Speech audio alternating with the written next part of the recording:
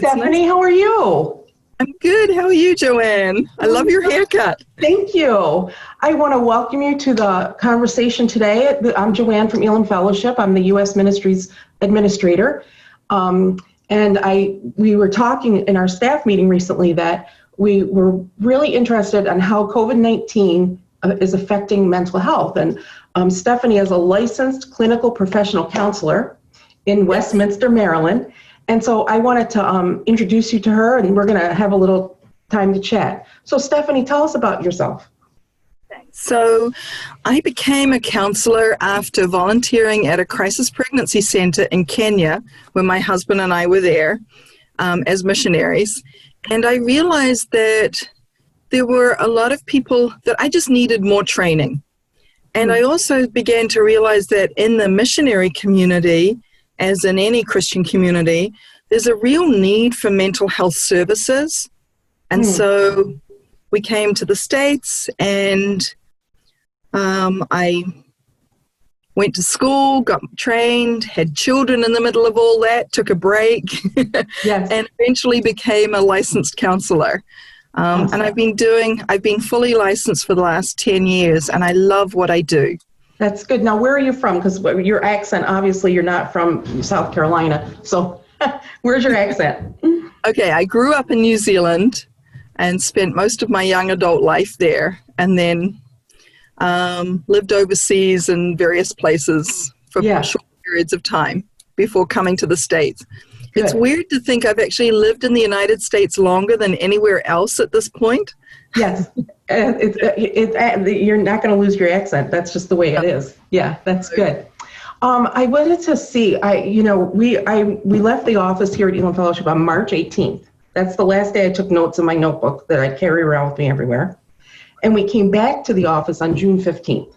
So 3 long months. At the time, I thought we're going to be out for 2 weeks, the quarantine time. So what in the world is happening to our mental health through this? It's getting, there's some research that indicates that mental health is really a problem. We're seeing anecdotal reports. I know that for me, myself, my practice is bursting at the seams. I just had somebody come back this week that I haven't seen in 2 years. And in the last 3 months, it's like all of the clients that I used to have are back again. They're anxious. They're worried about what's going to happen with COVID. Yeah. And we're seeing higher levels of depression and anxiety overall. And a lot of this is compounded by the lack of access to care. Right. Every single colleague that I work with say that they're full. And are you meeting people in your office, or are you doing Zoom? I am 100% telehealth right now. Wow. So Zoom, Doxy, FaceTime, whatever clients. I've got one client who can't use technology, and we talk on the phone. Yeah. And we've discussed when will it be time to go back in person. And they're an older person with some medical issues, and they're not ready to come back. Wow. And since I have a child who is home for the summer and working at a retail store, I'm not ready to go back into the office. Yeah, that's good. I mean, because you're really protecting others. It's not about you. Yeah, I totally get that. When we had talked, we had communicated a little bit. The one thing that you had discussed was the correlation between safety protocols, like what we have to do to be safe and clean, and mental health. And I thought that was such an interesting topic. Can you talk about that a little bit? Yes, I've seen the range. I've seen some of my clients because primarily I work with clients with OCD. So you would think that the folks with OCD would be getting even more worried. And there are some like that. There is a large majority, however, who's saying, oh, finally, other people get what we go through. Which I find really fascinating. Yeah, that is. And then, I was telling you the story of one family where the family had read a report on Facebook, I think, probably, Because that's where the true news is. That's where the real news the is. wonderful arbiter of true news, not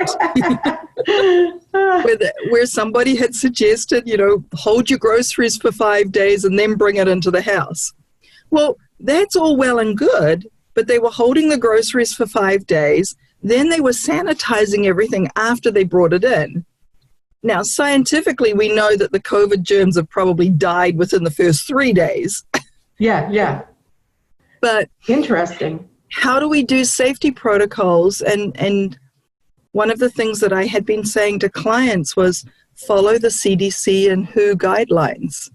Right. And base your responses out of what's the scientific evidence rather than a fear-based response. Because the family I just spoke about, it was all about fear. They were cleaning until it felt right. Yeah. Interesting. I would think that, I know somebody that has a little bit of OCD and they wash their hands all the time. So I would imagine that through this, your hands would be raw if you. So we set up protocols around that. Yeah. Okay, if you need to let's set up the rules for when to wash your hands. I'm going to wash my hands when I come home from being out at the grocery store. Yeah. Or going outside or meeting with friends. I'm going to come into the house and wash my hands first thing. I don't then need to wash my hands every time I have an intrusive thought that I feel dirty. Yeah. Or what if I touch something? Yeah. So it's it's very behavioral then, what you're, and giving goals and little steps. That's good. That's really interesting. How can we tell as lay people, untrained, if somebody's having mental health issues? And if you tell us how we can tell them, then is there anything we can do to help somebody? I think some of the signs to look for are they withdrawing from others? Are they more irritable than usual? Are they reporting that they're constantly tired? Are they talking about feeling hopeless? The social isolation that we've all had to deal with. Yes. Really kind of amplified that for a lot of people. Definitely. And I went on the NIMH website in preparation for today, and I went, what are the risk factors for suicide? And these were some of the main risk factors. Has somebody tried before to commit suicide? Are they reporting depression? Is there a history of substance use or abuse? And how do they respond to that substance use? Is there a family history of mental health or substance use? And have they heard about others suiciding? One of the things you'll find on the news is that we really don't report very much about suicide. True. And the reason for that is that there was some scientific data that said when suicide gets talked about too much, then it inspires other people to kill themselves. Interesting. So especially if you're a pastor of a congregation and you have somebody in your congregation who suicides, how do you deal with that in a loving way as a pastor? And that's by being there for the family, but not necessarily announcing it to the whole church or having a big celebration or a big thing. That's interesting. Have you seen and read or experienced in your practice an uptick in suicidal thoughts and because of this? I actually had a client try to commit suicide last week. Wow. Yeah, which is unusual because I tend to deal with the working well. Most of my clients are not severely mentally ill. Yeah. The working well. I've never heard that before. Working well. I think that's me. The working well. Still have mental health issues. But are able to function in a day-to-day basis. Yeah. And I think that's something to think about too. Just because somebody is able to function and looks like they're functioning doesn't mean that they're not having mental health issues. True. And to kind of just be open and willing to listen. Right. So I have two questions. One is, have you seen any benefits to the quarantine? Yes, Zoom. I can get out of bed and come and do sessions. I hate Zoom, by the way. It's amazing. Zoom. I mean, I wish I would have bought stock in Zoom at the beginning of February. You know what I mean? I know. But for some families, it's really bringing them together. And there's as our pace of life has slowed down, a lot of people are finding that this is wonderful. I'm actually doing well. And our family is really coming together. Interesting. However, if there are families where there's already some kind of dysfunction, it's kind of just exploding things and making it worse. Yeah, there was a lot of talk at the beginning about families where there's abuse, and now you're home and there's nowhere to go. Yeah, that's tough. So there are hotlines. There are abuse hotlines out there. And I always recommend that, if you think somebody is being abused, to let them know about hotlines. The National Suicide Hotline is available. And I think just being willing to listen. And one of the things, and I'm going to apologize to all the Elam pastors out here and hope that you guys don't do this. Say it. Give it to us straight. I had a pastor one time who would see that there was a problem, and then he would go and preach to the person.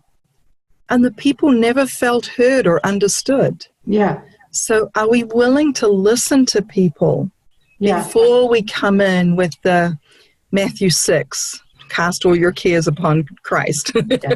It's listen to understand. I think that's we listen, but do we listen to understand? And that's big. And Stephanie, when our editor, our tech guy gets a hold of this, he'll put the numbers, the hotline numbers on it. So I think that's a good thing to put up. There's also a text line that he can add as well. Okay, there's a text line. Yeah, especially for teenagers, they like to use text. That's their main means of communication. True. So there is a text number as well. Okay, we'll look that up for sure. My last question, I think, this is just an interesting thing to me. Could COVID-19 and quarantine, could it cause PTSD? So yes. Really? I really do. There's some interesting data that says when there's a natural disaster, people are less likely to develop PTSD. But when they suffer financial loss or where a natural disaster, people kind of flow with that, and there tends not to be as high an incidence of PTSD.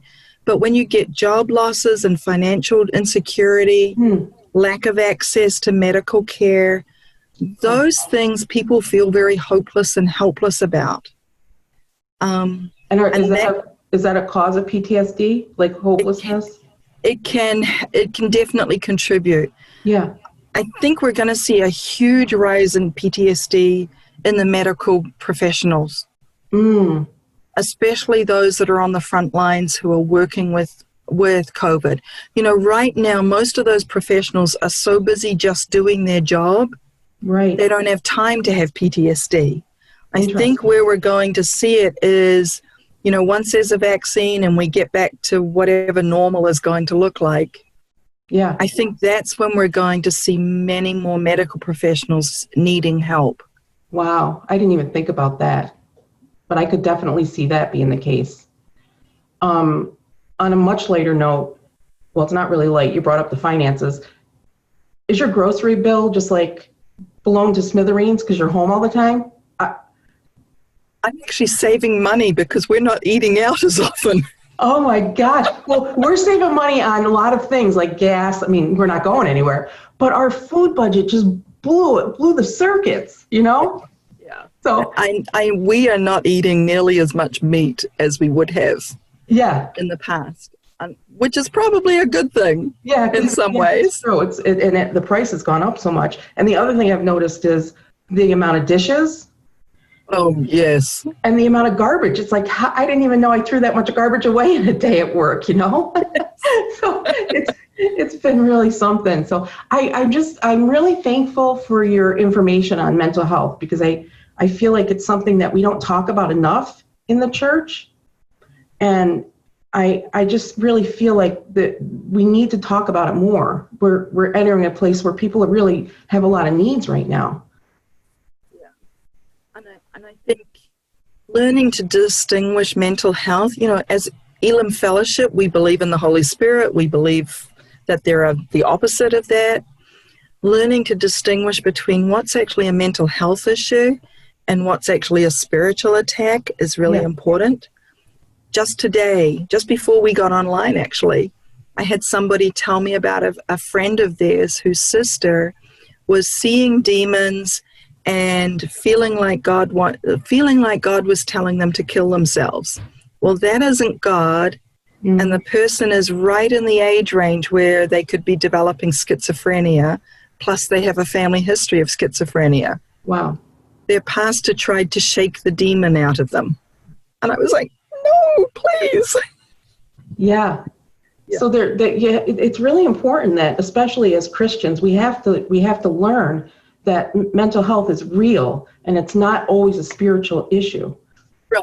And I can remember I volunteered in a daycare for people with severe mental illness. And most of the people in that program had either major depression or schizophrenia. Wow. And of all the people in there who had schizophrenia, there was only one person where I felt it was demonic. All the other ones, my heart just went out to these people who were having all these things and were so damaged through no fault of their own. Right. Wow. Well, that's really something. But I really appreciate you taking time out of your very busy schedule, because I know that, as you said, you know, your business is bursting at the seams because of what's going on. But I really want to thank you. And Thank you for inviting me. Yes, and I also want to say, make sure you say hi to Tim. Stephanie's husband, Tim Thomas, is one of our area reps down in Maryland. Great guy. These two are a power couple. So thank you so much, and give Tim our love. I will. Thanks, Stephanie. Take care and have a good day. Thank you. You too. Bye. Bye-bye.